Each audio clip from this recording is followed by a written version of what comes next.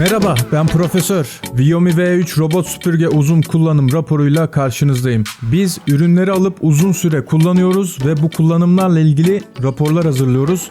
Ürünün ilk günle son gün arasındaki performansını deneyimleyip sizlere sunuyoruz.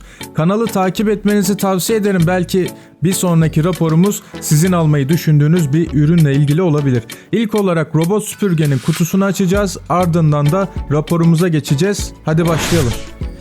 Kutuyu açarken size teknik özelliklerden biraz bahsedeyim. Viomi V3 piyasadaki en iyi robot süpürgelerden bir tanesi. Hem süpürme hem de mop yapma özelliği var. Cihazın üstünde bir lidar sensör var ve bu sensörle kullanacağınız alanın haritasını oldukça başarılı bir şekilde çıkarıyor ve kaydediyor. Toplam 5 adet harita kaydetmenize imkan sunuyor. Eviniz birden fazla kattan oluşuyorsa ya da eşle dostla ortak girelim süpürge işine derseniz bunu yapabilirsiniz.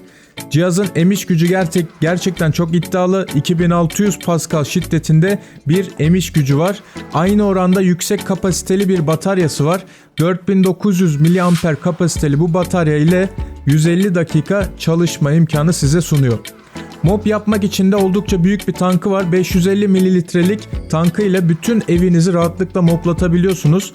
Vakum tankında HEPA filtresi ile ortamdaki havayı da temizlediğini belirtelim. Evet, kutudan çıkanları da anlatalım.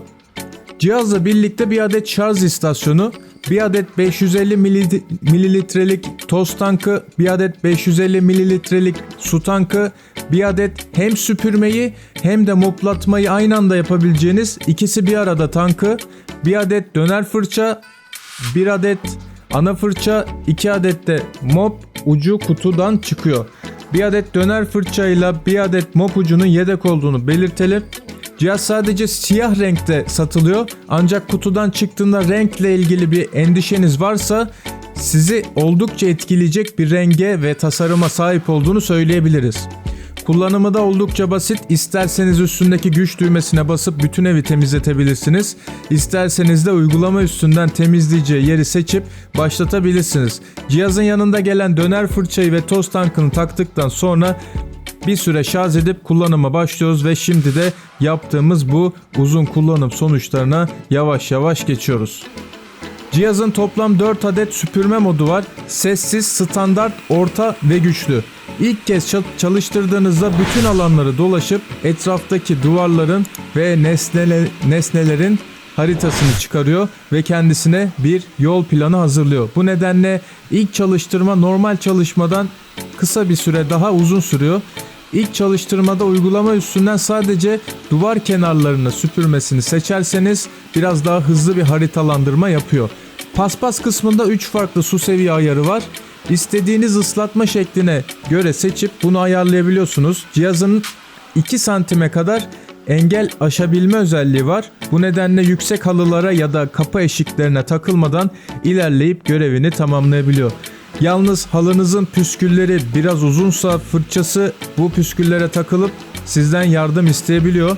Cihazı kullanırken kabloları da ana fırçaya dolanmaması için ortalıkta bırakmamakta fayda var. Süpürme kısmında eğer güçlü modda süpürme yaparsanız firma cihazın virüs ve bakterileri de ortadan kaldıran bir teknolojisi olduğunu iddia ediyor. Bunu test edecek bir ortamımız olmadığı için bilmiyoruz. Ancak süpürmeyi gerçekten çok başarılı yaptığını söyleyebiliriz. Şunu hemen belirtelim. Her gün bu cihaza evinizi temizletirseniz eşyalarda oluşan tozlanmanın da büyük bir oranda önüne geçmiş oluyorsunuz. Hiç kimsenin her gün evini süpürecek enerjisi olmadığını ve temiz bir mekanda yaşamak istenildiğini de göz önüne alırsak bu cihazların gelecekte her evde olacağını söyleyebiliriz. Cihazın emiş gücünün çok iyi olması, paspaslamasının başarılı olması, temizlenmesinin kolay olması ve uygulama üstünden her özelliğinin kullanılabilmesi artı yönleri. Ancak bazı eksi yönleri de var elbette. Eğer perdeleriniz yere kadarsa duvar kenarı olarak algılayıp duvarların kenarlarını pas geçebiliyor. Cihazı manuel kontrol ettikten sonra yerine dönerken kafası biraz karışabiliyor. Bizim kullandığımız süre boyunca artılarının eksilerinden çok daha fazla olduğunu belirtmekte fayda var.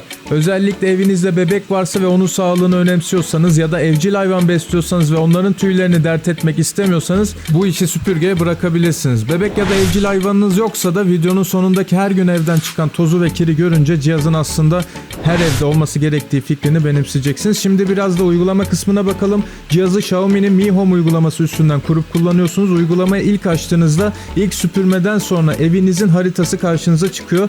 Cihaz evinizi bölmelere ayırmış durumda oluyor. Bu bölmeler koridorda işin içine girince tam anlamıyla stabil olmuyor, ancak dilerseniz sonradan bu bölmeler uygulama üstünden birleştirilip ayrılabiliyor. Süpürme esnasında cihazın evinizin neresinde olduğunu ve o ana kadar ne kadar alanın süpürmesini tamamladığını görebiliyorsunuz. Cihazın süpürme, paspas ve hem süpürme hem paspas ayarlarına uygulama üstünden ulaşıp dilediğiniz şiddette bunu ayarlayabiliyorsunuz. Biz uzun süredir kullandığımız için son bir aya ait süpürme kayıtlarına uygulama üstünden ulaşabiliyoruz. Birkaç tanesine bakalım. Bu kayıtlarda ne kadar sürede ne kadar alan temizlediğini gösteriyor ve evin hangi alanlarını temizlediğini gösteriyor. Mesela burada 5 numaralı odaya sanal duvar eklemişiz ve burayı süpürmemiş. Bir tane daha bakalım. 40 dakikada 30 metrekare alan temizlemiş ve bütün evin temizliğini tamamlamış. Uygulama üstündeki ayarlara da hızlıca bir bakalım. Süpürmeye dair ne ayar varsa burada görüyoruz. Oluşturduğumuz haritalar, kayıtlar, ses ayarları, bunlardan bazıları. Ne yazık ki henüz cihaz Türkçe konuşmuyor. Üstündeki parçaların da bir ömrü var. Cihazı 2 günde bir kullanırsanız ortalama 1 yıl sonra bu parçaları yenilemenizi firma tavsiye olarak size söylüyor. Cihaz gözünüzden kaybolursa buradan ses çıkarmasını sağlayabiliyorsunuz. Dediğimiz gibi cihazla ilgili bütün ayarlara Mi Home uygulaması üstünden erişilebiliyor. Evet, kullandığımız süre boyunca evimizin daha önce temiz olmadığını anladık. Büyük, pahalı, işte o hantal makinelerin aslında çok da iyi temizlemediklerini görmüş olduk. Hem zamandan hem de enerjiden bu cihaz sayesinde tasarruf ettik. Cihaz çalışırken seçmiş olduğumuz süpürme ayarlarına göre bir ses çıkarıyor. Eğer bebek varsa evinizde onu rahatsız etmeyecek sessiz mod kullanılabilir. Güçlü modda ise bir fön makinesi kadar ses çıkarıyor. Cihazın üstünün haftada bir defa tozunu almakta fayda var. Süpürme yaparken biraz tozlanıyor. Şu an gördüğünüz görüntü bir hafta temizlenmemiş görüntüsü. Toz haznesi ise her süpürmede temizlenmeli ki evin aslında ne kadar da tozlu olduğunu size hatırlatsın. Gördüğünüz gibi oldukça yoğun bir toz birikmiş. Toz haznesinde her gün böyle bir tozla karşılaşıyorsunuz. Evet, Xiaomi V3 robot süpürge uzun kullanım raporumuz bu şekildeydi. Bir sonraki raporumuzda görüşmek üzere. Hoşça kalın.